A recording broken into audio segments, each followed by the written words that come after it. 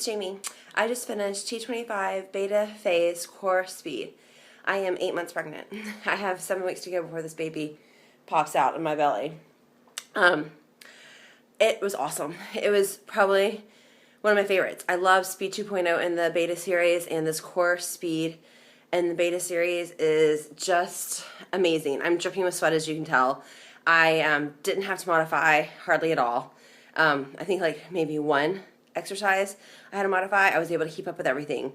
My heart rate went up a little higher than probably it should have at this moment in time, but I'm about to go take a cold shower, so I'm okay.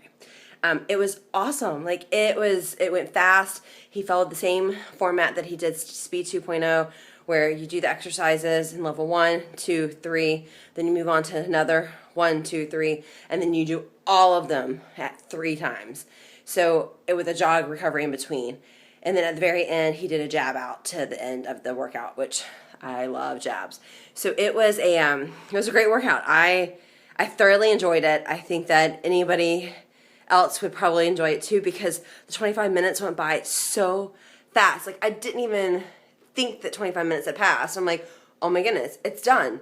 And there were single arm burpees. I did single arm burpees at 8 months pregnant. So if I can do this, you can do this. There's no excuses in this. So go to beachbody.com or beachbodycoach.com/JLGray22 to look at T25 and see if this is the program for you. You can always contact me. My contact information, jlaster22@gmail.com. You can find me at Fitness with Jamie Facebook. I also have a fitnesswithjamie.blogpost.com.